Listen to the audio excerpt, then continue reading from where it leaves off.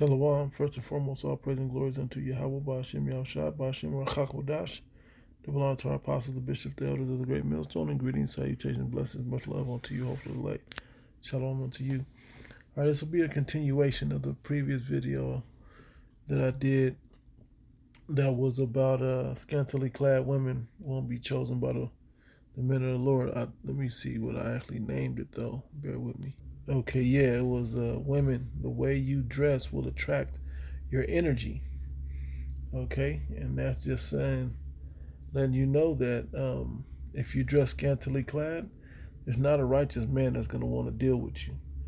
Okay, because we've been advised and shown the righteous way and the righteous qualities to look for in women. Okay, it's not about how voluptuous she is or how how beautiful she is. That has nothing to do with it, or what we think. The bedroom game is all about. Okay, but there's other qualities. Okay, that we look for, and there was an admonishment to women about the repentance that you should have in these last days. Okay, and really changing from being simply worth how do I say it? Worth what you advertise, physically versus what you can provide, with good works, to say it that way. Okay, well, this transfers over, and the part I didn't get to speak about or go as far into was, okay, if you choose to live that way, you got to understand what's happening. You don't have any protection in these last days. Okay, because as we have this video here from Arrows of Indignation 144, okay, it says, you women in Babylon getting ready to suffer, benefits is over, and one way to get it back is the charagma. Okay, the way you're going to get it back is the charagma. All right, which we know that's charagma is written in Revelation the 13th chapter. All right, and it's an implant. All right, so let's watch what this lady says, and then I'll react and bring out some scriptures. I'm sure this will come up in Isaiah. Let's watch. So fair use, not for monetary gain or anything, for educational purposes. All right, but it should have the disclaimer on here anyway. Right there.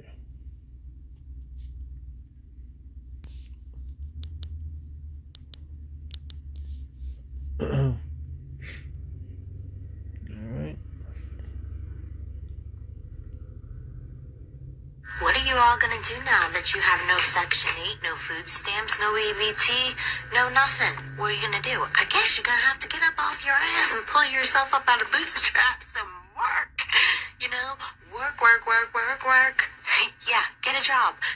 I think it's absolutely hilarious that some of the lifetime-long people that, have lived off the Section 8 food stamps and all of this free governmental assistance and have taken no action to try to better their lives, but live off of the government. I think it's absolutely hilarious that you're getting a real life lesson in adulthood.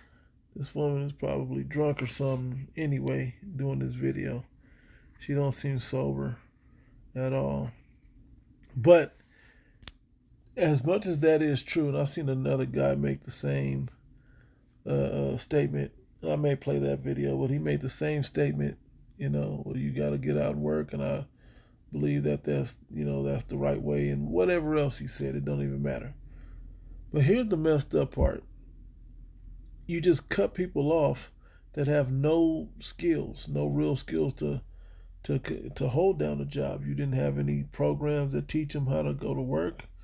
I mean, they have them. They have you going to these classes, and they're giving you clothes vouchers and bus tokens so you can get to these jobs and put in job applications, and they have classes that do all that. But these women weren't really doing that.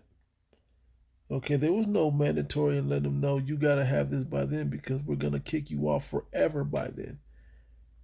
Okay, this is just kicking you off cold turkey. But then at the same time, you got AI and robots taking a lot of the jobs.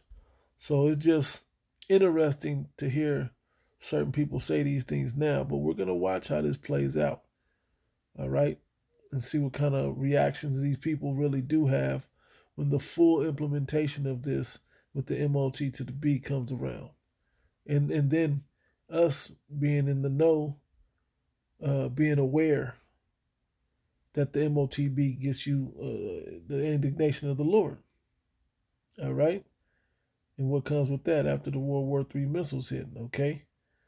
So these people are real proud talking all this SHIT. It's a real sedition out there among people, okay? It's race riot energy out there. Okay, race war energy out there. All right, so let's continue listening.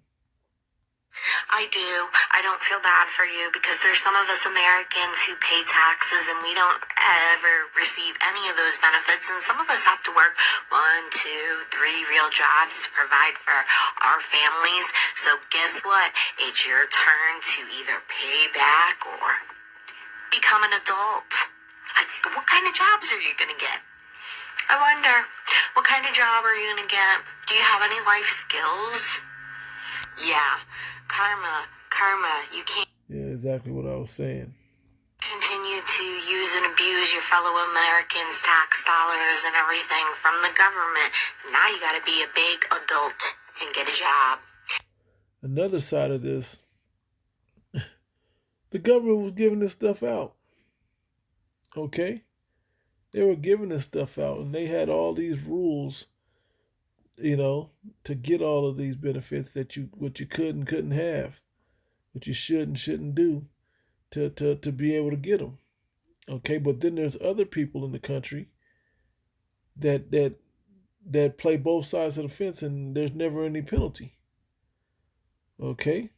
Other women of other nations, of other people, small hats, that receive this and their husbands make big money.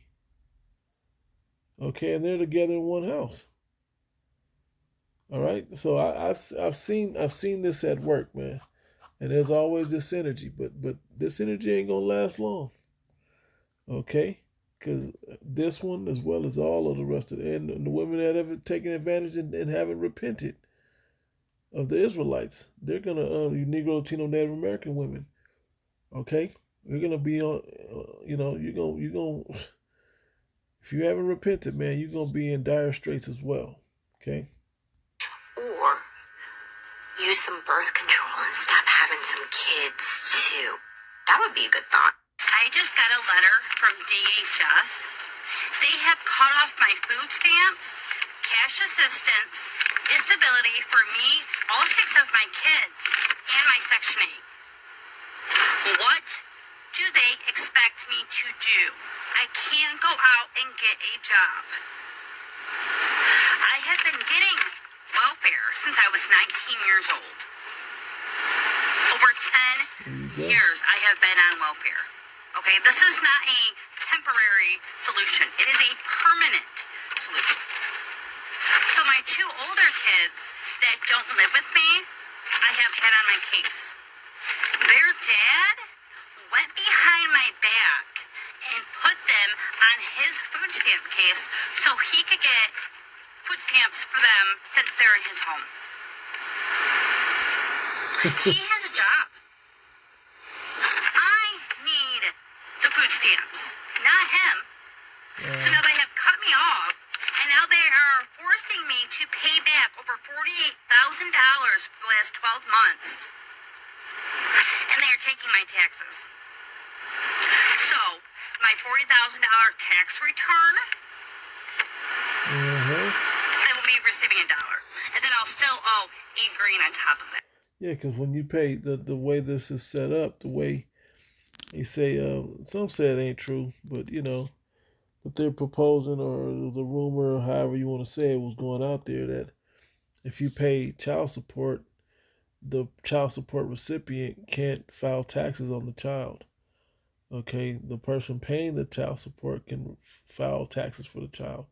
I thought that was good and fair, but there's been some debunking and all that other type of stuff, and so who's to know? I mean, I can't find any truth in it. When I went back and looked it up, it said it was false or whatever. But whatever.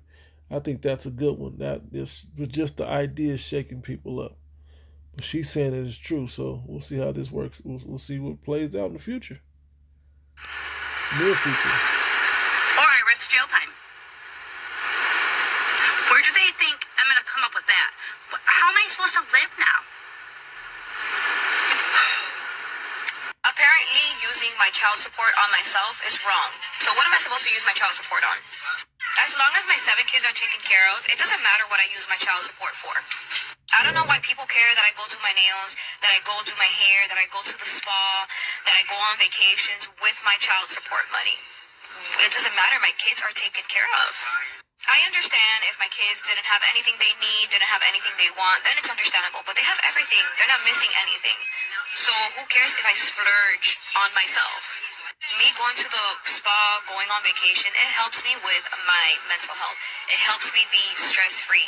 And that's when I could be the best parent that I could be to my children. I get $3,200 between my 7 children in child support. I separate at least $500 and... Now let's be real about this, okay? We understand childbirth is a very traumatic and serious process, and it's very stressful and all of that. But come on, man, you didn't really do much. You picked a guy, you laid down with him, okay? He inseminated you, and then the process began, okay? You may have had your nails done and your hair done and your makeup, all this and that. And at the end of the day, come on, phone tripping, man. And at the end of the day, you really didn't have to do anything but lay there. Okay, but then the process of childbirth is very traumatic. I get it.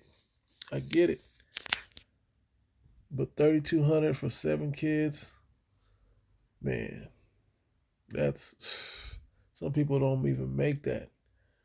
Working 2 jobs. That's a month. That's crazy. So all of this is getting shut off. The Lord is doing something drastic to you. This is what this scripture I got up here. I'm gonna read it, but let's finish up this video. Use that for them. The rest is for me. In order for me to be the best version of myself for my children, I have to put myself first. So once again, please tell me what I'm doing wrong. Because... And I've always, supposed what the scriptures say. It said if a woman leaves, you leave with nothing. If you and the woman split up, man, she's supposed to leave them kids with you. That'll stop men from having kids, and that'll stop women from having kids and using the system against it. Okay, I always thought that was a better thing. Okay? I always thought that was a better situation, having the man, if he's going to be paying child support anyway. Child support is kind of easy. The attention and all of that other stuff that comes with it is where it gets difficult. Okay, that man has to now find him another wife that's willing to take care of his other children. Okay, because child care is very expensive anyway. That's why they gave the women an excuse to not have to go to work. You do it this way, and it still forces the woman to go to work. It's just me speaking as a man, but the scriptures do support that. If she leaves with nothing. Okay? That's how it's supposed to be. I'm trying to think what I said. I think it's in Exodus. Let me see if I can find that right quick. Finish the video out. Spending child support on myself, there's nothing wrong with that. Okay. So let me see here. Okay, this is Exodus 21:10. All right, and I'm going to read it in the NLT. It says, if a man who has married a slave wife takes another wife for himself, he must not neglect the rights of the first wife to food, clothing, and sexual intimacy. Okay? If he fails in any of these 3 obligations, she may leave as a free woman without making any payment. Now, when you read this one in another translation, it says she may go without payment. Basically, without receiving a payment. He doesn't have to make a payment to her. So everything that she has, she leaves. She comes what she leaves with what she came with. The children are his. Okay.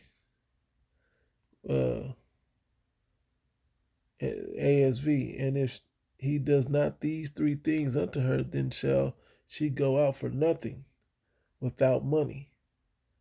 Okay, so she leaves with nothing. Okay, not even the children, man. Now go, you be another, then you go to Deuteronomy 20:24. But really, you're not supposed to remarry. The whole point is to deter you from being married, to remarrying and committing adultery. That's adultery at the end of the day. Stay with the man, and he's supposed to, go. You're supposed to go to the priest and tell him, hey, he ain't doing his duties of marriage. Then he has to explain why not, and then he has to begin to provide those things. That's the way the custom's supposed to be. Okay, but if he doesn't, he'd be like, well, so I found uncleanness in her. But he can't just not like her. He's supposed to deal with her. This keeps the whole thing in balance. The point being, once you decide to make these type of connections sexually, you're supposed to stay together. Now, that's not the current world that we live in, the standard of that world, but this is something that's important that we have to bring back. So bringing this into the time that we're living in now the playing field is being more balanced, and that power that Eve wanted back in the garden when the serpent was lying to be on a godlike level for Eve, now that's getting balanced back because it don't work. Because now we got women that there's a whole generation of women that just hate men to the point that men are going, and they're just terrible women, terrible wives.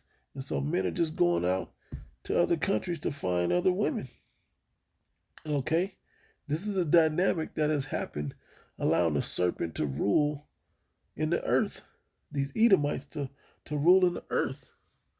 Okay? This is what we've come to. Okay? So if it not be for Yahweh Shemel Shai, he has to restore all these things. All right? So let's go back. So this is back in the KJV, Isaiah 32. I had it up earlier. Rise up, ye women that are at ease. Hear my voice, you careless daughters. Yeah, you've been carefree, living good. Okay? Well, that time's up. Give ear unto my speech. Many days and years shall ye be troubled, ye careless women. And what's going to happen? You're going to be so troubled that you're going to have to humble down and join into a man. Okay? And as we know in Sirach, the 26th chapter, it says a wicked woman is given as a portion to a wicked man. Okay? So if you a bad woman, you're going to find a bad man to be with.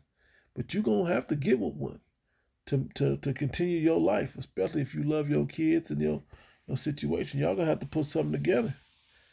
Right? You careless women, for the vintage shall fail, the gathering shall not come. It says it's going to recover and go back to the old way, man. The vintage of the way the world is now, that's going to fail, man. It's not coming back to this. Okay? It says, tremble ye women that are at ease, be troubled, ye careless ones. Strip you, make you bare, and gird sackcloth upon your loins. And this is more so spiritual than physical. Okay? Strip you of all the clutter and bad womanhood and bad way you were raised and attitude and talk back and reproach and all of that, man. Get all that off you. Okay, and then go back to being the beautiful, pleasant daughters that you once were, you Israelite women. Okay, this is what you need to do. But 2/3 of you are not going to do it. Okay? Let's not forget about that part. A majority of the women aren't going to do it either. The elect women will. All right? But the rest won't. Okay? Because these women had to really humble themselves and get the bare necessities back. Okay? And get that mourning and that shamefacedness back on. Okay? Because a man is not going to want you. You're going to need a man in these times. You're going to be open season on you for bad men to be around and take advantage of you. Okay? That energy that you put out there, you're going to find that energy. It's going to attract who you're looking for. If you put physical energy out there, it's going to attract it. If you don't, like I had the woman with the hijab and the other one, she just had regular pants and a tee and a tank top and a cardigan walking down the street, and she catcalled all day. She put the hijab, basically covered up, and the energy changed. Okay, so this is the same energy that women have to change nowadays. Women are going to have to change their personalities. They're going to have to change the way they view the world, the way they approach the world, how they approach their beauty. It ain't for any particular person to be looking at, man or woman or whatever else. That should be covered up. And the man that you do choose to be with intimately, it's only for him. These things are going to have to be made changes of. Okay, but will this happen? We're going to see how these women react. Because these women in this video are hella prideful still about it. Well, you don't realize all women are going to be in trouble in this day. Okay, whether you got a husband or not, you're going to be in trouble. But those of you that have a husband, it will be a little bit better. And like the brother said in some of their videos, hey, some of you women are going to pair up that may be single, you're going to be paired up. The elect women will be paired up with a man, okay? By the Lord. Okay, that situation will come. The Lord will find the energy for that to pair up when the time is right. Okay, you just stay doing the righteous thing. Keep working on yourself, and be in the role with the right mentality of these last days. All right. It even goes down to say in verse 12, they shall remit for the teats for all the let me go to the other translation because it's going to say it. In the YLT, it says, for breasts, they are lamenting. And what breast? They off the titty of the government. Okay. They're lamenting because of the titty of the government. Okay. They've been allowing them to just off the government and make a way that allowed that pride to build up against the men and not have to be humble. Well, now that that's being taken away, all this is going to change. Okay, when they were talking about the draft and women could be drafted, okay, well, guess who's about to get pregnant? Guess who's about to be wifey? Guess who's heading to the kitchen? Guess who's about to be barefoot and pregnant? Okay, opportunists, man, and the Most High ain't playing with that. Okay, and the men of the Lord ain't playing with that either. Okay, we're gonna see right through those type of women. Okay.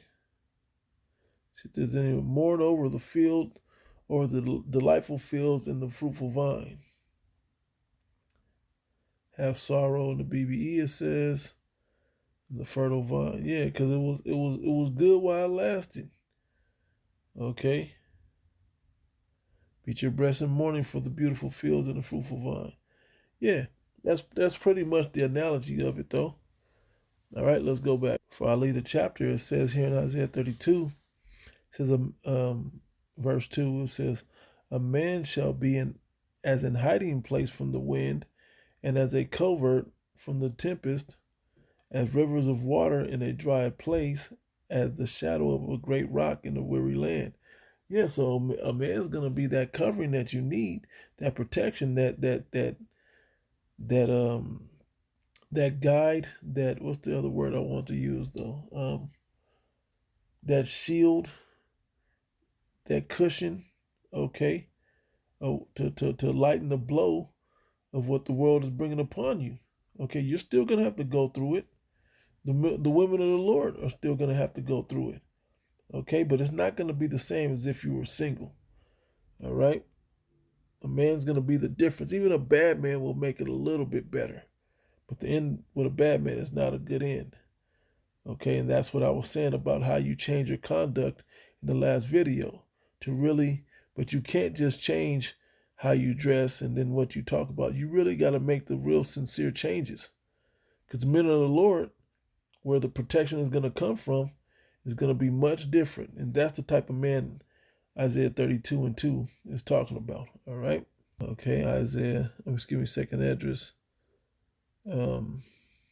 16 verse 33. The virgins shall mourn. The young women shall mourn, having no bridegrooms. The women shall mourn, having no husbands. Their daughters shall mourn, having no helpers. Okay? In the wars shall their bridegrooms be destroyed, and their husbands shall perish of famine. Okay, it's going to be bad for everybody out there. How much more for you women? Okay, especially when you've been living it up off of, off the government. Now that these things are being cut off, hey man, what are you gonna do? And this woman is just an example. She might be a J, she might not. Who cares? I'm so if you're not in the spirit of Yahweh Shemir Shah, I don't really care if you're a Jake or an Edomite. I don't. See you on the other side. Either way. And you'll be in your right mind and in your right body under the right nation in that time. My focus is about whether you're of the elect or not. Okay? Lord willing, I'm of the elect. All right? Okay, Isaiah 13. Let me start up a little bit. Verse 12. Because it says, I will make a man more precious than fine gold. This is the men of the Lord. Especially when they get the spiritual power. Okay? Imagine how valuable, more than fine gold, how valuable a man of the Lord will be with that spiritual power. Let alone with just the wisdom and stability. Okay? It's going to be far more different. Right? I will make a man more precious than fine gold, even a man than the golden wedge of Ophir. Okay? Even in a wedge of gold, the highest quality gold, right? Verse 15 says, everyone that is found shall be thrust through.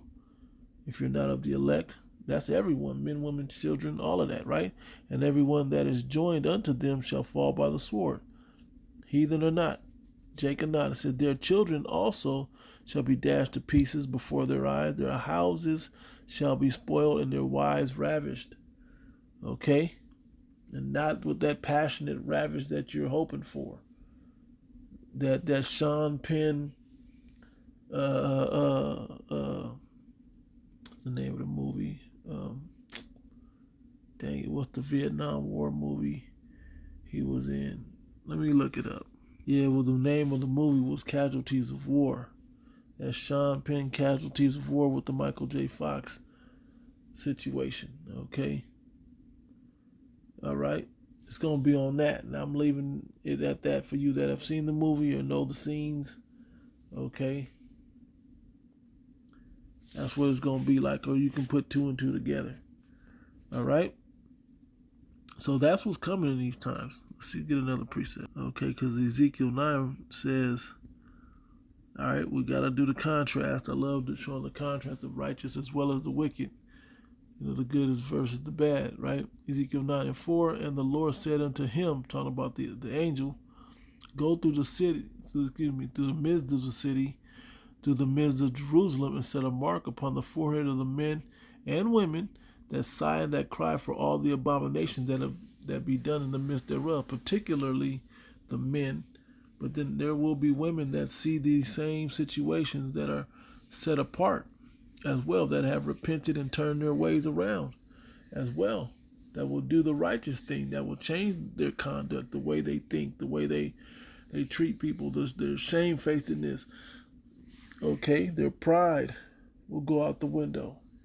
Okay, they will repent and they will be soft-spoken and obedient to men, to one that is given unto them, that is presented to them. Okay, and will reverence that man. Then you get into Sirach, the 26th chapter, and shows you all the positives, not just the positives, but they show you a lot of positives that women can be for men in those times. In any time, really. Okay? But then it says in verse 5, and to the others he said in mine hearing, go after him, to the other death angels, go after him through the city and smite. We should know what the word smite means. Let not your eye spare, neither have you pity. Slay, smite and slay go together, utterly old and young, both maids and little children and women. Okay, that's the message, man. That's what's coming.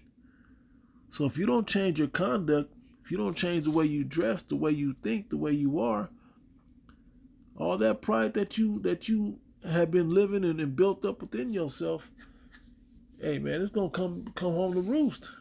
Okay, it's gonna come back to bite you in the butt.